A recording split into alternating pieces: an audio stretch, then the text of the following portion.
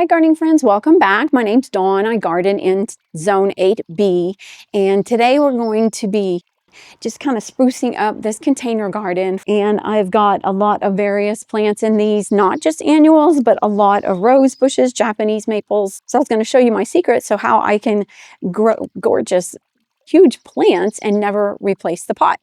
Also, we're just going to be amending this soil, making sure that it will take these plants through summer and maybe even into fall. All right, and we're also just going to be adding a natural patina to our pots. Get a nice age on them. All right, let's get started. So this is what I call my container garden. This is off of the back patio, and I want you to see the Japanese maples in all of their glory. How gorgeous. They started so small and they have just gotten so big. They're now joining in the middle, so I am not going to cut those so we can get to our patio. So I think I'll just turn them. I'll take you all the way around. And in the back corner here is another Japanese maple covered in clematis blooms right now. Look at this, how beautiful. And that was done intentionally, and I don't think it'll kill the Japanese maple. If it starts to look like it's struggling, I'll cut it back. But this clematis is Dr. Repot, and is one of the showstoppers in my yard right now. But so big and so beautiful. So really, we're going to be just planting this up with shade annuals. This is a Natchez crepe myrtle right here that will be putting on life very soon and shading most of this. The roses in the back of the bed here do get afternoon sun. This is Belinda's Dream here. It has buds all over it. And then this is Moonlight and Paris here. Same, they're both budding out pretty good. I did put the dragonweed begonias in the greenhouse over the winter, so I pulled them out, but I still need to go in and amend that soil. That is old soil that is not going to be giving it too many nutrients, so I want to make sure that I get that changed out. This is also another plant made or potter made of annuals that I overwintered in the greenhouse. So I did leave the tags in this one. This is a plumosa fern. These took the heat really well last year. I tend to plant the same things, and that's kind of why I just overwintered it. This is a English ivy, white edge Swedish ivy that does amazing. All right, and this is Calea. It is a gorgeous fern-like, beautiful foliage. Just soft and graceful and just kind of falls over the pot. So here's a couple of close-ups of the patina. I think it looks pretty realistic.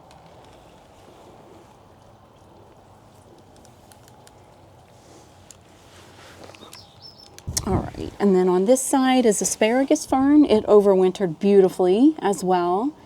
And you can see the squirrels didn't waste any time getting into my containers. Look at that. And then this one is Persian Shield, and it does really well every year. I do not overwinter it. I have just been replacing it every year, but I love the dark leaf and the contrast. Just beautiful. This is Guacamole Hosta. Gorgeous. Beautiful leaves.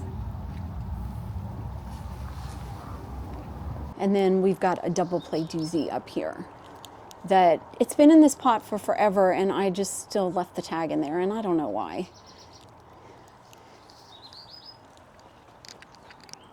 And then this is a tiny tough stuff hydrangea.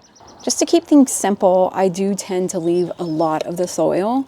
If I don't see a lot of bugs or bad things, I'll just amend the soil, and thankfully I can just throw it out in the garden here.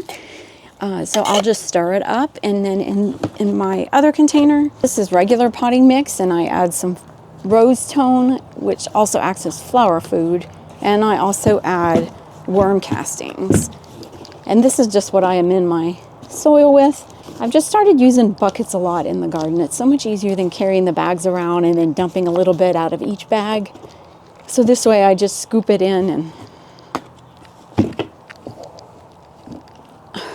add it in.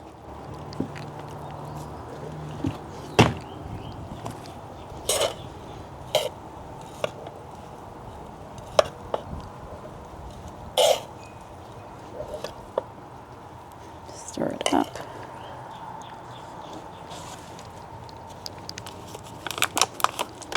I try to save costs with the garden or with the container garden just by putting plants that will return every year and just adding annuals for accent, because these potted plants do add up. And so that is just one way I can cut my expense. And I think I'll put, since that will be, I'll put another hot pink up here. My annual of choice to add color to this container garden is going to be Impatiens, so I'm just adding a variety of pinks. The reason we made this into a container garden is we have a serious issue with moles in our yard, and this is one of the areas that he loved hanging out most, just because I think this area stays pretty wet. This last few years we've been able to control the mole a little bit better, and so we started putting things in the ground, and I've had a little more success keeping them alive.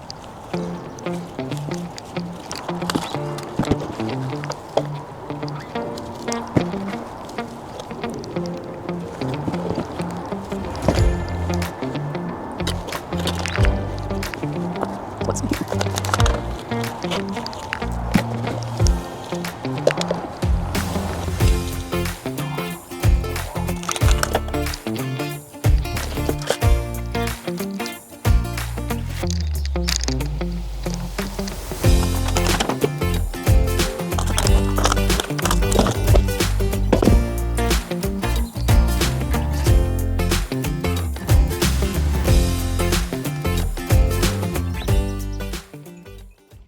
I especially like the Impatiens in this one because it's right outside our kitchen window. So when you look out, you see this cute little wind chime and you see the pretty little flowers.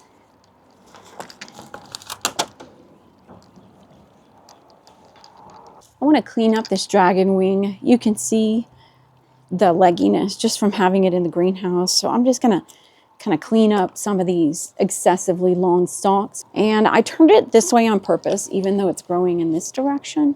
I wanted it to start growing this way, but I can't handle looking at it like that anymore. So I may just go ahead and turn it back. You can see some growth that's already started up here. I did some trimming when I first put it out. But yeah, I think I'm just going to go ahead and turn it just because I get impatient that way. All right, so let's do the same to this one here. This one, definitely not as many dead stalks, but some bad looking leaves. So I'm just going to clean those up. And then this is that wire ivy. I think I'll do the same. Just clip it and then let it grow a little more full. Let's get it going the right way. Okay, just kind of hoping it'll fill out a little more. So a lot of you know I've used different methods of using false patina. One of them is cornstarch and water, and I still love that one very much, but I'm looking for a more permanent, so I don't have to redo it every spring. So I got this knockdown texture, or even just any kind of spray texture, and I've been using that, and I'm really liking the results, and it looks pretty natural. So I'm just kind of spraying it on. And yes, it will get on the dirt.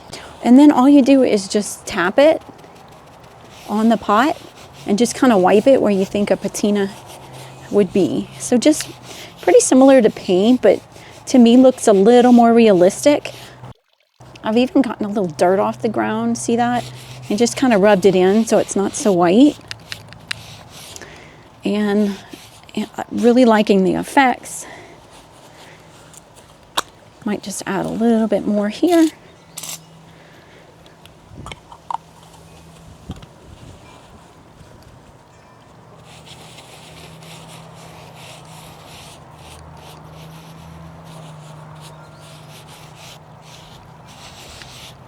So in addition to the dirt, I am adding a little bit of paint. I feel like the green just kind of tones the white down, so a little bit of dirt.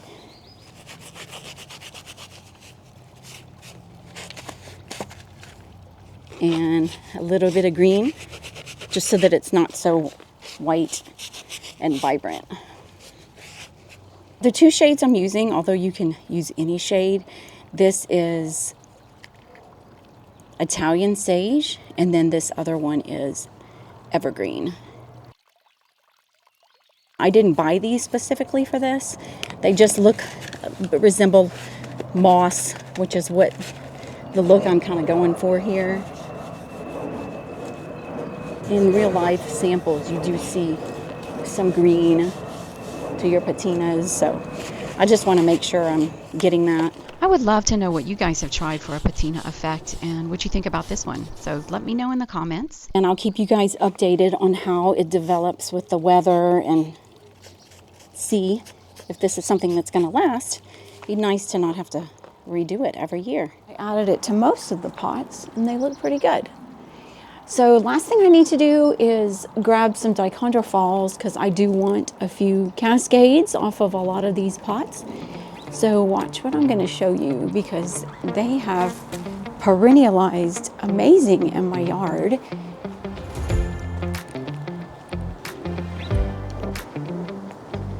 Here's my new beds. By the way, you guys need to tune in and look how we redid this whole area. But look down here on this pathway. Look at this. So I am able to just come over here and dig some up and put it in all my planters. It has saved so much money. So I'm gonna do that now. I'm gonna grab a couple of globs and stick them in the pots and call it a day.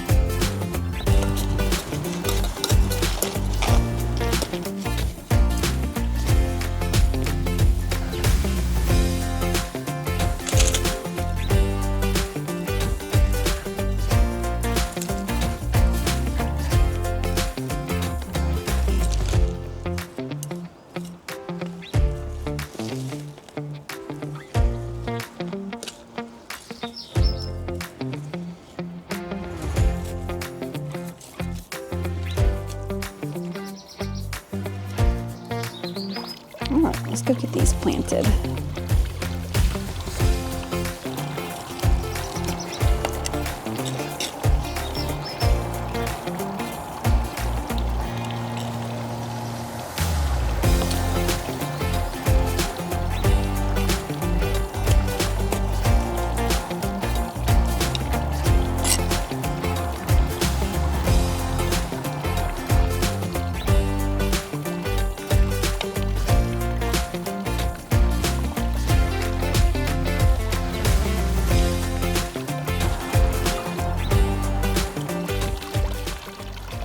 Keep moving my little frog because I don't know where I want him. I think the only last change I want to do out here is the pot for the Asian jasmine.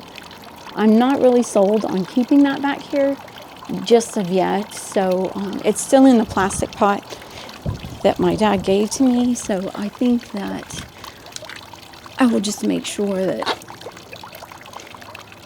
it's gonna be the right spot for it. He gave it to me last year. And then if it does do another good year back here, I will go ahead and just put it in a real pot. All right, last but not least, how do I grow such huge Japanese maples in these small pots? Do you see the small pots below? Well, again, this originally started out as a container garden, and I loved keeping it a container garden and did not necessarily want to switch to keeping things in the ground. So what we've done here is, once the plants start outgrowing their containers, I actually crack out the bottom of the container. So there is nothing. It is pretty much empty underneath. So the roots can go down into the ground, let this plant stay healthy, but it actually keeps it raised up enough that the moles won't bother it. So that is my secret. And I've done that on all of the big plants you see back here. That maple, my roses, my double play doozy. And that way they stay healthy, continue to survive, but they're in these small little pots that keep fitting, because I don't necessarily want to keep spending money on larger and larger pots and then having to find the plants to replace it, and then having to find new place for the plants that are in it. So it has been a great solution to a problem that we all face, and it's working great. So, all right, here's another view, and pretty soon this crepe myrtle will be showing some sprouts, but in the meantime, looking pretty bare. Cut this crepe myrtle back pretty big because it gets huge. This is the Natchez. It's gorgeous when it's in bloom, but it's almost too big. It's rubbing against our home and our gutters, and so we really just kind of want to keep it small. We also want to keep, like I said, the roses and everything else that needs sun. So, all right, as always, I am so thankful you joined us today, and I hope to see you in the next one.